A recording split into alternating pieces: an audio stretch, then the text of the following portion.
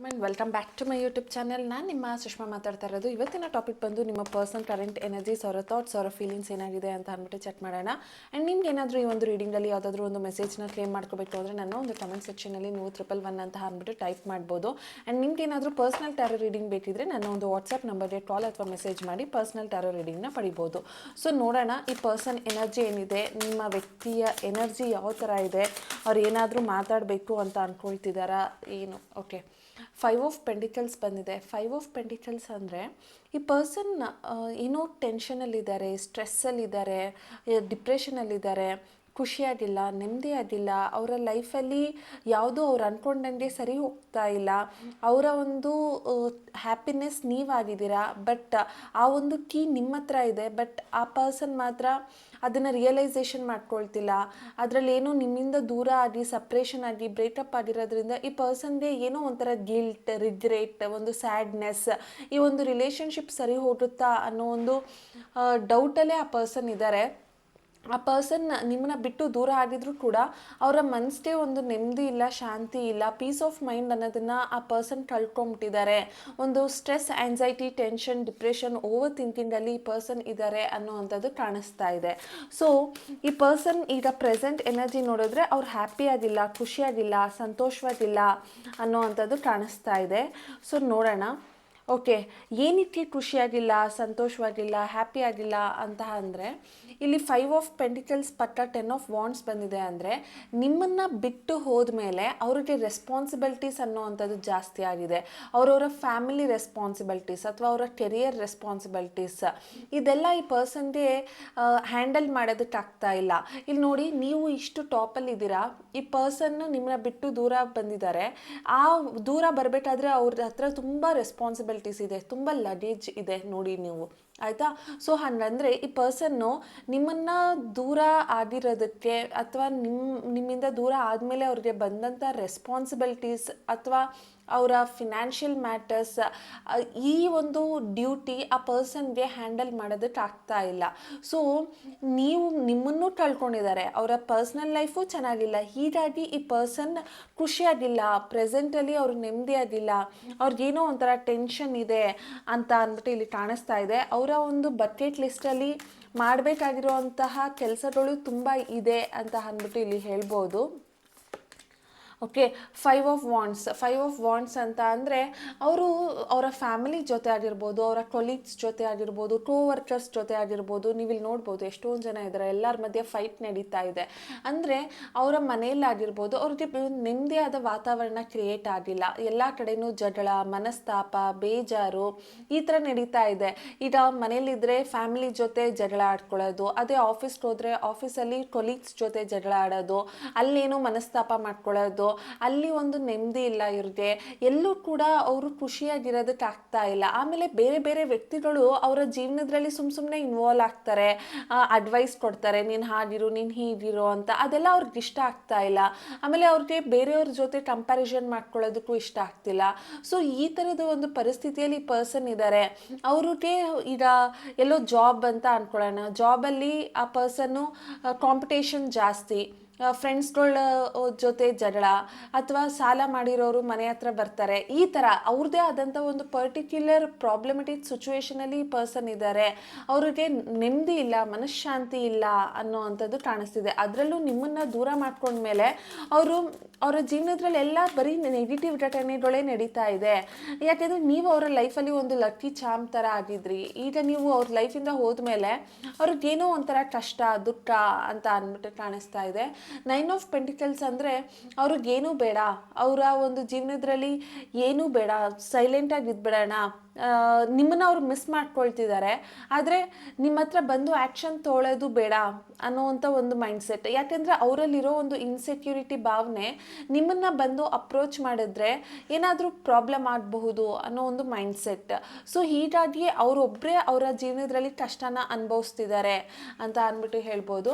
And ಟ್ಯಾರೋಲಿ ಒಂದು last card ನೋಡೋಣ, ಏನಾದರೂ ಮೆಸೇಜ್ ಇದೆಯಾ ನಿಮಗೆ ಪರ್ಟಿಕ್ಯುಲರ್ ಆಗಿ ಅಂತ ಅಂದ್ಬಿಟ್ಟು.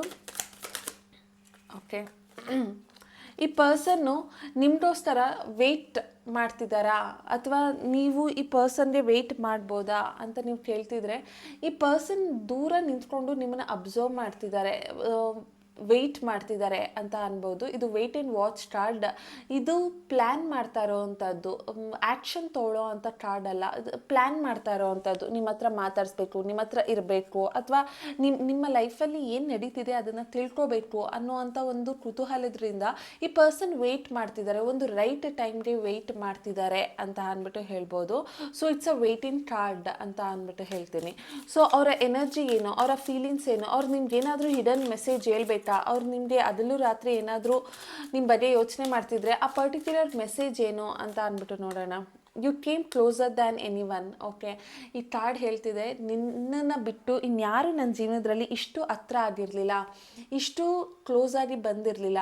ಅದು ಮೆಂಟಲಿ ಆಗಿರಲಿ, ಫಿಸಿಕಲಿ ಆಗಿರಲಿ, ಅಥವಾ ಎಮೋಷನಲ್ ಆಗಿರಲಿ. ನಿನ್ನನ್ನು ಹತ್ರ ಮಾಡ್ಕೊಂಡಷ್ಟು ಅಥವಾ ನೀನು ನನ್ನ ಹತ್ರ ಬಂದಷ್ಟು ಇನ್ಯಾರು ನನ್ನ ಲೈಫಲ್ಲಿ ಹತ್ರ ಆಗಿರಲಿಲ್ಲ. You are like very close person ಅಂತ ಅಂದ್ಬಿಟ್ಟು ಈ ಪರ್ಸನ್ ಹೇಳ್ತಿದ್ದಾರೆ. ಇಷ್ಟು ಕ್ಲೋಸ್ ಅಂತ ಅಂದ್ಬಿಟ್ಟು ಅವರು ಅಂದ್ಕೊಳ್ತಿದ್ದಾರೆ. ಓಕೆ, ನೀನು ನನ್ನ ಲೈಫಲ್ಲಿ ಎಷ್ಟು ಕ್ಲೋಸ್ ಇದ್ದೆ, ನನ್ನ ಲೈಫಲ್ಲಿ ನಿನ್ನನ್ನು ಬಿಟ್ಟು ಇನ್ಯಾರು ನನ್ನ ಹತ್ರ ಇಷ್ಟು ಹತ್ರ ಬಂದಿರಲಿಲ್ಲ ಅಂತ ಅಂದ್ಬಿಟ್ಟು ಈ ಪರ್ಸನ್ ಹೇಳ್ತಿದ್ದಾರೆ. Okay, we need to let each other go. ಅವ್ರು ಹೇಳ್ತಿದ್ದಾರೆ, ನೋಡಿ ಇದು ವರ್ಕ್ ಆಗದೆ ಇರೋವಂಥ ರಿಲೇಷನ್ಶಿಪ್, ನನ್ನ ಮತ್ತು ನಿನ್ನ ಮಧ್ಯೆ ಇದು ಸಂಬಂಧ ಸರಿ ಹೋಗದೆ ಇರೋವಂಥ ರಿಲೇಷನ್ಶಿಪ್. ಇದನ್ನು ನಾವಿಬ್ಬರು ವೆಯ್ಟ್ ಮಾಡಿ ಒಂಥರ ಕಾದು ಕೂತ್ಕೊಳ್ಳೋದಕ್ಕಿಂತ ಒಬ್ಬರು ಇನ್ನೊಬ್ಬರನ್ನ ಬಿಟ್ಟು ನಮ್ಮ ಜೀವನನ ನಾವು ನೋಡ್ಕೊಳ್ಳೋದು ಬೆಟರ್ ಅನಿಸುತ್ತೆ ಅಂತ ಅಂದ್ಬಿಟ್ಟು ಅವರ ಇಡನ್ ಫೀಲ್ ಆಗಿದೆ. We need to let each other go. ಒಬ್ಬರು ಬಿಟ್ಕೊಟ್ಟಾಗಲೇ ಒಬ್ಬರು ಇನ್ನೊಬ್ಬರ ಜೀವನದಲ್ಲಿ ಇಂಟರ್ಫಿಯರ್ ಆಗದೇನೆ ಅವರವರ ಲೈಫ್ನ ಲೀಡ್ ಮಾಡಿದಾಗ ಜೀವನ ಚೆನ್ನಾಗಿರುತ್ತೆ, ನೆಮ್ಮದಿಯಾಗಿರ್ತೀವಿ. ಸೊ ನಾವಿಬ್ಬರು ದೂರ ಆದರೆ ಪ್ರಾಬಬ್ಲಿ ನಿನ್ನ ಲೈಫ್ ನಿನಗೆ ಚೆನ್ನಾಗಿರುತ್ತೆ, ನನ್ನ ಲೈಫ್ ನನ್ನ ಹತ್ರ ಬೆಟರ್ ಆಗಿರುತ್ತೆ, ನನ್ನ ಲೈಫ್ ಚೆನ್ನಾಗಿರಬಹುದು ಅಂತ ಅಂದ್ಬಿಟ್ಟು ಹೇಳ್ತಿದ್ದಾರೆ. ಈ ಒಂದು ಪರ್ಸನ್ ರಾಶಿ ಬಂದು ಕರ್ಕಾಟಕ ರಾಶಿ, ಮೇಷ ರಾಶಿ, ವೃಶ್ಚಿಕ ರಾಶಿ, ಮತ್ತು ಧನು ರಾಶಿ, ಸಿಂಹ ರಾಶಿ ಆ್ಯಂಡ್ ಆಲ್ಸೋ ಕನ್ಯಾ ರಾಶಿ ಅಂತ ಅಂದ್ಬಿಟ್ಟು ಹೇಳ್ತೀನಿ. ಸೊ ಈ ಪರ್ಸನ್ ಡೇಟ್ ಆಫ್ ಬರ್ತ್ ಬಂದು 4/10/15/25 10/1/1928 9/18/27/26. Finding out the truth, trust me. Okay, so ಕೆಲವೊಂದು ವಿಚಾರನ ಈ ಪರ್ಸನ್ ಅರ್ಥ ಮಾಡ್ಕೊಂಡ್ಮೇಲೆ ಅದು ಎರಡು ಥರನೂ ಆಗಿರ್ಬೋದು. ನಿಮ್ಮ ಜೀವನದಲ್ಲಿ ಅವರು ಇರಲ್ಲ ಅಂತ ಅವ್ರಿಗೆ ಗೊತ್ತಾದ ಮೇಲೆ, ಅಥವಾ ನಿಮ್ಮ ಬಗ್ಗೆ ಅವರಿಗೆ ಸಂಪೂರ್ಣವಾಗಿ ಅರಿವಾದ ಮೇಲೆ ಆ ಪರ್ಸನ್ ಅನ್ನಿಸ್ತು, ನಾನು ನಿನ್ನ ಜೊತೆ ಇರೋದಕ್ಕಾಗಲ್ಲ. ಯಾಕೆ ಅಂದರೆ ನನಗೆ ಕೆಲವೊಂದು ಸತ್ಯ ಅರ್ಥ ಆದಮೇಲೆ ನನ್ನ ಮನಸ್ಸು ಬೇಜಾರಾಗಿದೆ. ಒಂದು ನಮ್ಮಿಬ್ಬರ ಮಧ್ಯೆ ರಿಲೇಷನ್ಶಿಪ್ ವರ್ಕ್ ಆಗದೆ ಇರ್ಬೋದು, ಅಂದರೆ ಕಂಪ್ಯಾಕ್ಟಬಿಲಿಟಿ ಮಿಸ್ಮ್ಯಾಚ್ ಆಗಿರ್ಬೋದು, ಕೇರ್ ಆಗಿರ್ಬೋದು, ಕನ್ಸರ್ನ್ ಆಗಿರ್ಬೋದು. ಇದು ನನಗೆ ಅರ್ಥ ಆಯಿತು, ನನ್ನ ಖುಷಿ ನಿನ್ನ ಹತ್ರ ಇಲ್ಲ, ಅಥವಾ ನನ್ನಿಂದ ನಿನ್ನ ಹ್ಯಾಪಿನೆಸ್ ಇಲ್ಲ ಅನ್ನೋದು ನನಗೆ ಅರ್ಥ ಆದ ದಿನ ನನ್ನನ್ನು ನಾನೇ ಕಳ್ಕೊಂಡಿದ್ದೀನಿ ಅನ್ನೋ ಒಂಥರ ಮೀನಿಂಗ್ ಇದು. ಸೊ ನೀವು ಎರಡೂ ಥರನೂ ತೊಗೋಬೋದು. ಅಥವಾ ನಿಮಗೆ ಈ ಪರ್ಸನ್ ಬಗ್ಗೆ ಅರ್ಥ ಆದಮೇಲೆ, ಅಥವಾ ಈ ಪರ್ಸನ್ ನಿಮಗೆ ಚೀಟ್ ಮಾಡಾದ್ಮೇಲೆ, ಅಥವಾ ಅವರ ಫ್ಯಾಮಿಲಿಗೋಸ್ಕರ ನಿಮ್ಮನ್ನ ಬಿಟ್ಟು ಹೋದ್ಮೇಲೆ ನಿಮಗೂ ಕೂಡ ಈ ಪರ್ಸನ್ನ ಒಂಥರ ಬೇಜಾರಾಗಿದೆ, ಒಂಥರ ಕಷ್ಟದಲ್ಲಿದ್ದೀರಾ ಅನ್ನೋವಂಥದ್ದು ತೋರಿಸ್ತಾ ಇದೆ. So it's a meaning of ಎರಡೂ ಕೂಡ, ನಿಮ್ಮ ಮತ್ತು ಅವರ ಮಧ್ಯ ಫೀಲಿಂಗ್ ಅನ್ನೋವಂಥದ್ದು ಒಬ್ರಿಗೆ ಇನ್ನೊಬ್ರದ್ದು ಅರ್ಥ ಆದಮೇಲೆ ಒಬ್ಬರು ಇನ್ನೊಬ್ರ ಲೈಫಲ್ಲಿ ಡಿಸ್ಟರ್ಬ್ ಮಾಡ್ತಿದ್ದೀರಾ ಹೊರತು ಒಬ್ಬರು ಇನ್ನೊಬ್ರಿಗೆ ಸಪೋರ್ಟ್ ಅಂತೂ ಮಾಡ್ತಿಲ್ಲ ಅನ್ನೋವಂಥದ್ದು ಕಾಣಿಸ್ತಾ ಇದೆ. I feel you leaving me behind. ಅವ್ರು ಹೇಳ್ತಿದ್ದಾರೆ, ನೀನು ನನ್ನನ್ನು ಬಿಟ್ಟು ದೂರ ಹೋಗಿದೆಯಾ ಆಲ್ರೆಡಿ ಅಂತ ಅಂದ್ಬಿಟ್ಟು ನಾನು ಫೀಲ್ ಮಾಡ್ತಿದ್ದೀನಿ, ನೀನು ಆಲ್ರೆಡಿ ಮೂವ್ ಆನ್ ಆಗಿಬಿಟ್ಟಿದ್ಯೇನೋ ಅಂತ ಅಂದ್ಕೊಳ್ತಿದ್ದೀನಿ ಅಂತ ಇದ್ದಾರೆ. So many things remind me of you. ನಿನ್ನ ಬಗ್ಗೆ ನನಗೆ ತುಂಬ ವಿಚಾರಗಳು ನೆನಪು ಬರುತ್ತೆ, ನಿನ್ನ ಮೆಮೊರೀಸಲ್ಲಿ ನಾನು ಇರ್ತೀನಿ ಅಂತ ಅಂದ್ಬಿಟ್ಟು ಹೇಳ್ತಿದ್ದಾರೆ. ಅಂದರೆ ನಿಮ್ಮ ಮತ್ತು ಅವರ ಮಧ್ಯೆ ಏನೇ ಆಗಿದ್ರು ಈ ಪರ್ಸನ್ನು ಅದನ್ನೆಲ್ಲನೂ ನೆನಪಿಸ್ಕೊಳ್ತಾ ಇದ್ದಾರೆ. ಅದು ನೀವಿಬ್ಬರು ಕ್ಲೋಸ್ ಆಗಿರ್ಬೋದು, ಅಥವಾ ಒಟ್ಟಿಗೆ ಟ್ರಾವೆಲ್ ಮಾಡಿರ್ಬೋದು, ಒಟ್ಟಿಗೆ ಊಟ ಮಾಡಿರ್ಬೋದು, ಅಥವಾ ಕೆಲವೊಂದು ವಿಚಾರನ ಒಟ್ಟೊಟ್ಟಿಗೆ ಶೇರ್ ಮಾಡ್ಕೊಂಡಿರ್ಬೋದು. ಇದೆಲ್ಲ ಈ ಪರ್ಸನ್ಗೆ ನಿಮ್ಮ ಹತ್ರ ಇರೋ ಹಾಗೆ ಮಾಡೋದಕ್ಕಿಂತ ಜಾಸ್ತಿ ನಿಮ್ಮನ್ನು ನೆನಪಿಸ್ಕೊಳ್ಳೋ ಹಾಗೆ ಮಾಡ್ತಾ ಇದೆ ಅಂತ ಅಂದ್ಬಿಟ್ಟು ಹೇಳ್ಬೋದು.